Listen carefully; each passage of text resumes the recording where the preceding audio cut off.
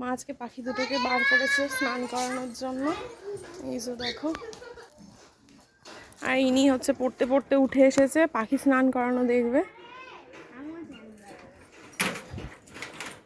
কেন ওদের বিরক্ত করছিস রে? চোখ করলে কেন করে, তুই কর মানে ও করবে, মনে করে উঠে যাবে।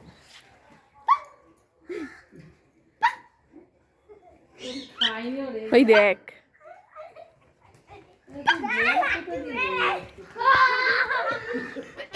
আপনি তো চৌবাচ্চা জল খেয়ে কোথায়? না না, আপনা আপনি হয় না।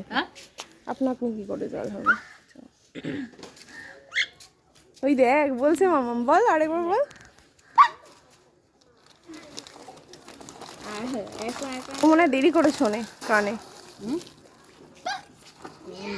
এই ছুটকুটাকে আমার বান্ধবী দিয়েছিল, ইভা। আর এটাকে বলছে কিন্তু। আর এইটা রঙে নিয়েছিল কাজের ওখান থেকে। আমি ভয় পাই, কামড়াবে মামা।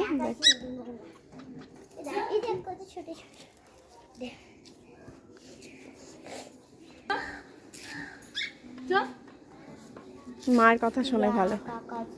আর এবার বলো, চুপ চুপ। স্নান করাচ্ছে ওদের শীতকালে, সব পরিষ্কার করছে খাঁচাটা।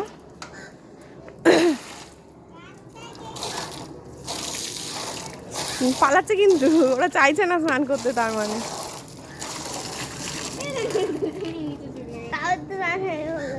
এবার রোদ তুইয়ে গা গরম হয়ে যাবে। একটা ককটেল আর একটা বদ্রি পাখি স্নান করাচ্ছে। মা তাহলে কে থাকে? নিচে কেউ থাকে না, নিচে ওই দিকটাতে ওই যে ইয়ে আছে, ভেঙে গেছে।